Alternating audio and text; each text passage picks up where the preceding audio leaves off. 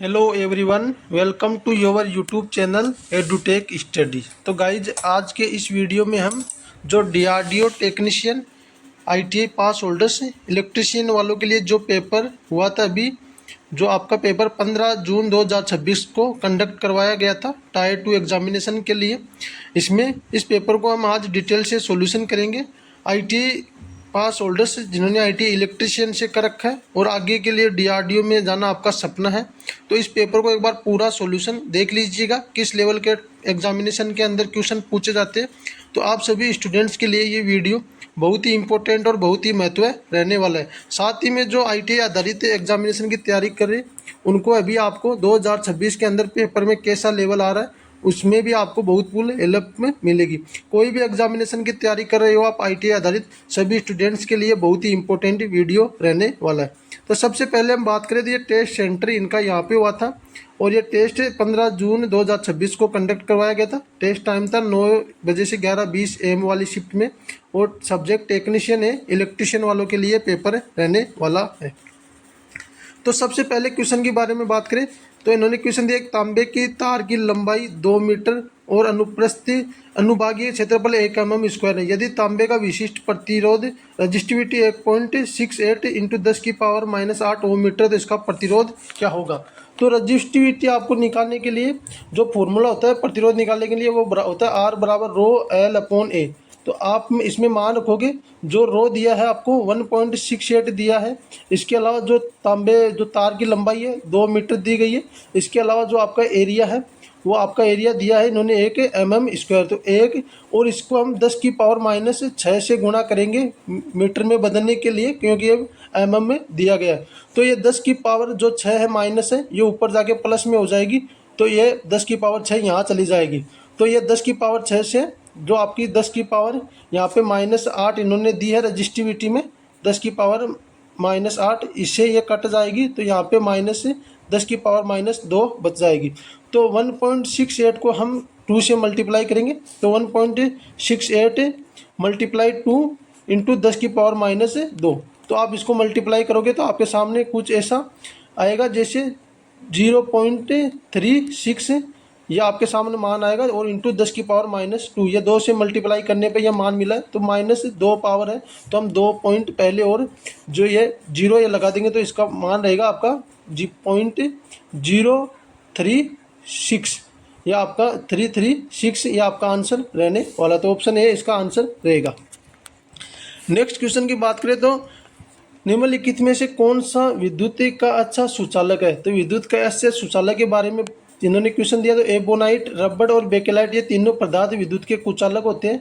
तो इसमें जो विद्युत का सुचालक पदार्थ है जो अच्छा सुचालक है वो तांबा रहेगा। जैसे तांबा हो गया, एल्यूमिनियम हो गया, सिल्वर हो गया, ये सभी विद्युत के अच्छे सुचालक होते हैं। नेक्स्ट क्वेश्चन रहेगा आपका, निम्नलिखित में से कौन सी विद्युत मात्रा आवेश चार्ज की इकाई है। तो आवेश की इकाई पूछी है इन्होंने, तो आवेश की इकाई आपकी कूलाम होती है। बाकी ये तो नियम है फैराडे का नियम है, न्यूटन वगैरह, ये वोल्ट ये अलग है। बाकी ये जो आवेश की इकाई होती है वो आपकी कूलाम होती है। नेक्स्ट क्वेश्चन रहेगा आपका क्वेश्चन नंबर 4, 12 वोल्ट की बैटरी के लिए कितने लेड एसिड सेलों को संयोजन समूहीकृत में किया जाना चाहिए, यानी कि सीरीज में जोड़ा जाना चाहिए। तो जो लेड एसिड सेल होता है इसका वोल्टेज 2.1 वोल्ट होता है, तो हमें 12 वोल्ट प्राप्त करना है, तो इसको 6 सेलों का हम जोड़ेंगे तो 12.6 यानी कि 12 वोल्ट के आसपास हमें मान प्राप्त होगा। तो ऑप्शन सी इसका आंसर रहने वाला है। नेक्स्ट क्वेश्चन रहेगा आपका क्वेश्चन नंबर 5, जो स्टैंडर्ड वायर गेज उससे होती है उसमें SWG में तार के आकार की मापने की संभावित सीमा क्या है। तो 0 से लेके 44 SWG तक इसमें मान प्रदर्शित रहता है। तो ऑप्शन बी इसका आंसर रहेगा। नेक्स्ट क्वेश्चन रहेगा आपका, संधारित्र की धारिता किसके अनुक्रमानुपाती होती है। तो संधारित्र का फॉर्मूला होता है C = FE/D। तो इसकी धारिता जो किसके अनुक्रमानुपाती यानी कि डायरेक्टली प्रोपोर्शनल यानी कि समानुपाती होती है। तो संधारित्र की आपके प्लेट की दूरत्व नहीं है, प्लेट का क्षेत्रफल, जैसे प्लेट के क्षेत्रफल से डायरेक्ट सीधी डायरेक्ट समानुपाती है, C बराबर समानुपाती है, यानी एरिया से ये सीधी समानुपाती है। तो आपका जो आंसर है ऑप्शन सी इसका आंसर रहेगा। ये फॉर्मूले आपको याद रहने चाहिए, C = A/D आपका ये आंसर रहेगा। नेक्स्ट क्वेश्चन रहेगा आपका, निम्नलिखित घटकों निम्नलिखित घटकों में से कौन एक सक्रिय तत्व का सबसे अच्छा उदाहरण है? तो इसका आंसर ट्रांजिस्टर रहेगा। बाकी ये ट्रांजिस्टर एकदम सक्रिय तत्व है, तो ये एक्टिव एलिमेंट रहता है। नेक्स्ट क्वेश्चन रहेगा आपका एमसीसीबी का फुल फॉर्म क्या है? तो एमसीसीबी का मोल्डेड के सर्किट ब्रेकर होता है। इसके अलावा आपको आगे की तैयारी के लिए आरसीसीबी हो गया, जैसे ईएलसीबी हो गया, इन सभी की अच्छे से फुल फॉर्म याद कर लेना, काफ़ी एग्जामिनेशन में पूछा जाता है। तो क्वेश्चन नंबर 8 का ऑप्शन डी आंसर रहेगा। नेक्स्ट क्वेश्चन रहेगा आपको निम्नलिखित में से किसका उपयोग गैल्वेनाइज लोहे तथा जिंक की सोल्डरिंग के लिए फ्लक्स के रूप में किया जाता है? तो रेसिन, अमोनियम नाइट्रेट और टेलो का नहीं। इसमें आंसर आपका ऑप्शन बी रहेगा, तनु हाइड्रोक्लोरिक अम्ल का प्रयोग किया जाता है। बाकी क्वेश्चन नंबर 10 रहेगा आपका, जो किसी चालक के प्रतिरोध के व्युत्क्रमानुपाती क्या होता है? तो किसी चालक के प्रतिरोध के व्युत्क्रमानुपाती आपका जैसे प्रतिरोध का फॉर्मूला था R बराबर रो L अपॉन A, तो इसमें व्युत्क्रमानुपाती यानी कि इनवर्स पूछा है, तो ये R व्युत्क्रमानुपाती होते हैं एरिया के, तो ये इसका आंसर अनुप्रस्थ काट का क्षेत्रफल रहेगा। बाकी डायरेक्ट समानुपाती रो हो गया, डायरेक्ट समानुपाती है, R समानुपाती रो है। इसके अलावा जो आपका R समानुपाती लंबाई है, यह सब समानुपाती है। बाकी जो व्युत्क्रमानुपाती होता है वो एरिया उसकी व्युत्क्रमानुपाती होता है। नेक्स्ट क्वेश्चन रहेगा एक खुले परिपथ में प्रतिरोध का मान क्या होता है? तो खुले परिपथ में जो प्रतिरोध का मान होता है वो अनंत होता है। बाकी जो शॉर्ट सर्किट परिपथ होता है, शॉर्ट सर्किट परिपथ में आपका जो प्रतिरोध का मान होता है वो शून्य होता है। तो ये भी क्वेश्चन इंपॉर्टेंट क्वेश्चन है। एक क्वेश्चन ये हो गया, खुले परिपथ में प्रतिरोध का मान अनंत और शॉर्ट सर्किट परिपथ में प्रतिरोध का मान 0 होता है।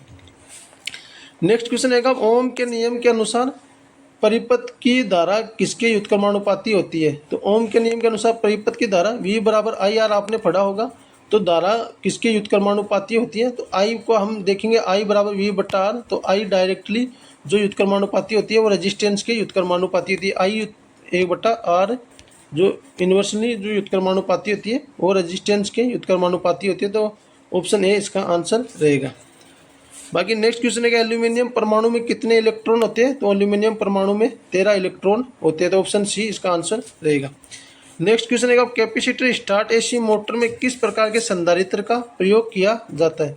तो कैपेसिटर जो स्टार्ट मोटर होती है उसमें विद्युत अपघट्य संधारित्र का प्रयोग किया जाता है। इसको हम इलेक्ट्रोलाइटिक कैपेसिटर भी बोलते हैं, तो ऑप्शन ए इसका आंसर रहेगा। अच्छा क्वेश्चन है, इंपॉर्टेंट क्वेश्चन है। बाकी नेक्स्ट क्वेश्चन है 10 वोल्ट का एक प्रतिरोध 20 वोल्ट की एक विद्युत कोशिका से जुड़ा है, प्रतिरोध में बहने वाली धारा कितनी होगी?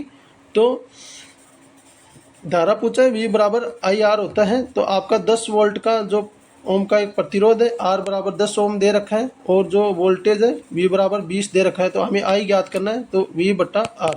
तो वोल्टेज आपका 20 दे रखा है, 10 आपका रजिस्टेंस दे रखा है, तो 2 एम्पियर आपको धारा प्राप्त होगी, तो ऑप्शन बी इसका आंसर रहेगा।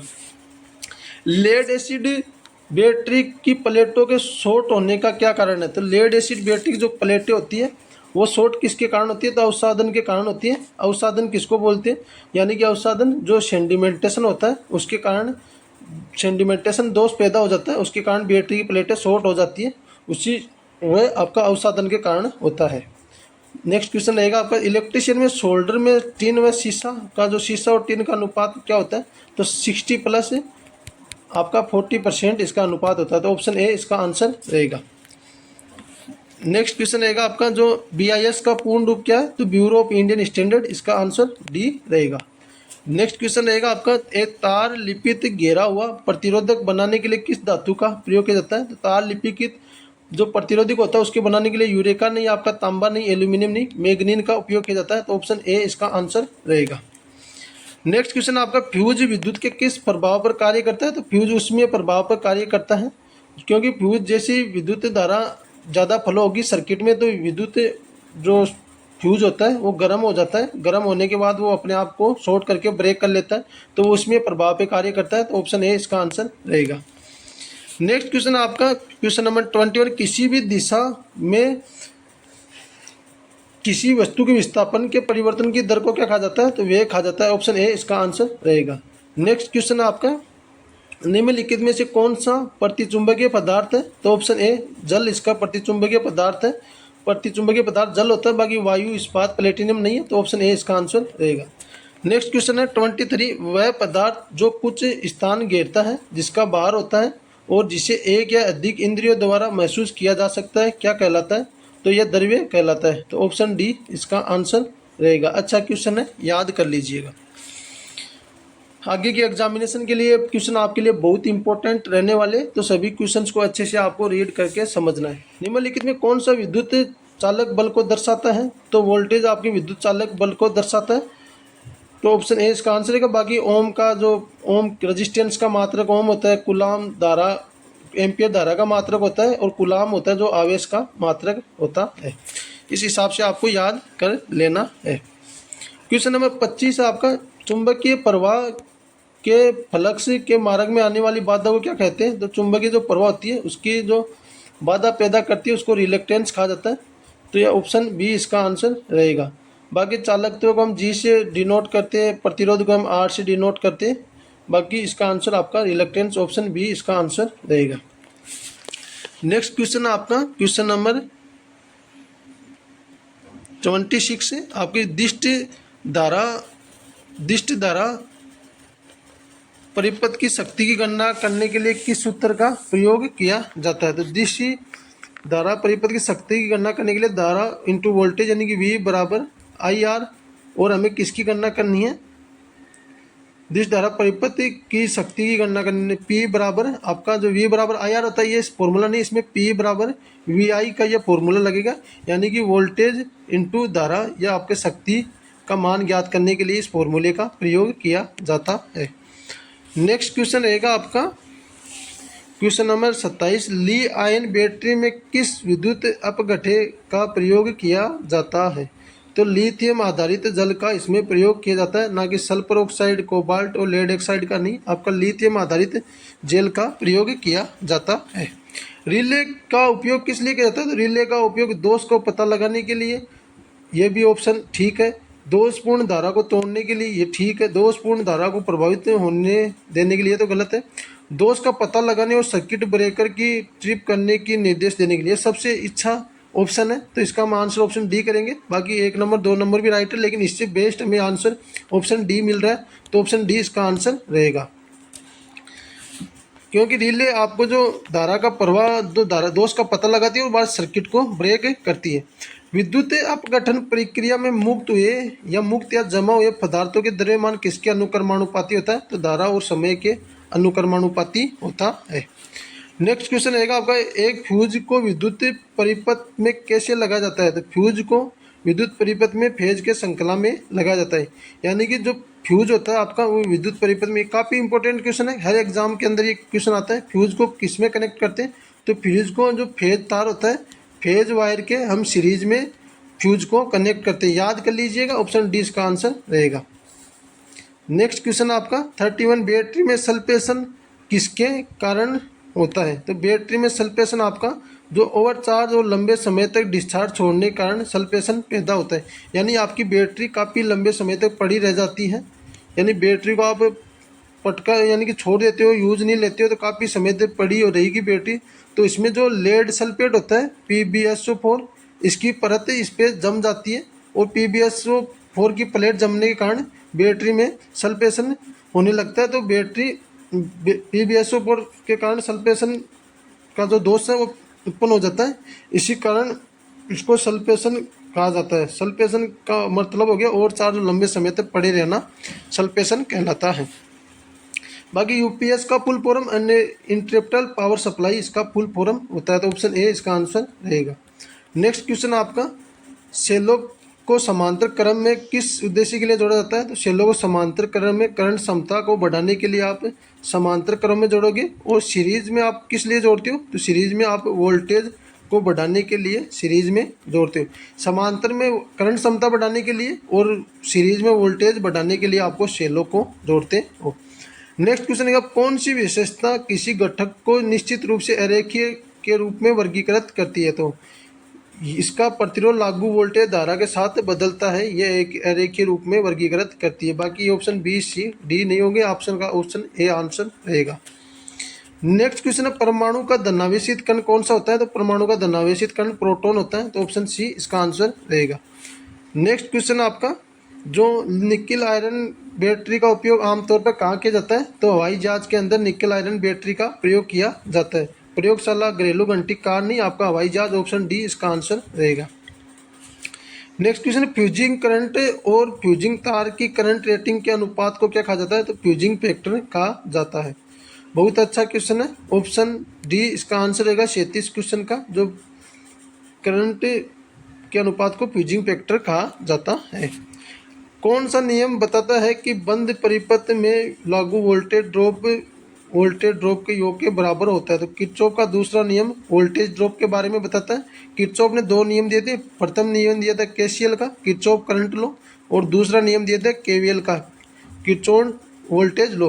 तो दूसरा वोल्टेज जो नियम है, वो वोल्टेज जो लागू वोल्टेज होती है वो वोल्टेज ड्रॉप के बराबर होती है, ये नियम दिया है। और पहला नियम दिया है किसी भी परिपथ में आने वाली जाने वाली धाराओं का जो बीजगणितीय योग होता है वो 0 होता है। तो ये दो नियम आप अच्छे से याद कर लीजिए। नेक्स्ट क्वेश्चन आपका, लकड़ी से किले निकालने के लिए किस प्रकार के हैमर का प्रयोग किया जाता है? तो कलो हथौड़ा का प्रयोग किया जाता है। तो ऑप्शन बी इसका आंसर रहेगा। नेक्स्ट क्वेश्चन, आपकी सेल की क्षमता किस में मापी जाती है? तो सेल की क्षमता आपकी एम्पियर हावर्स में मापी जाती है। तो टोटल गाइज इसमें आपके पेपर में 120 क्वेश्चन है। हम इसको 3 पार्ट में क्लियर करेंगे। आज के पेपर में हमने क्लास में 40 क्वेश्चन को सोल्व किया है। नेक्स्ट वीडियो में हम जो आपके 80 क्वेश्चन है उसको 2 पार्ट में, पार्ट सेकंड और पार्ट थर्ड के अंदर सोल्व करेंगे। तो आप सभी इस वीडियो को आपने देखा, तो अगर आपको क्वेश्चन अच्छे लगे हो तो लाइक कीजिएगा।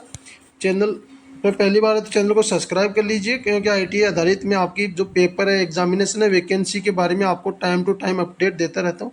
बाकी एक प्यारा सा कमेंट कर दीजिएगा आप इस क्लास के बारे में आपको कैसी लगी। बाकी मिलते हैं नेक्स्ट सॉल्यूशन पार्ट 2 के साथ नेक्स्ट वीडियो में। तब तक के लिए धन्यवाद दोस्तों।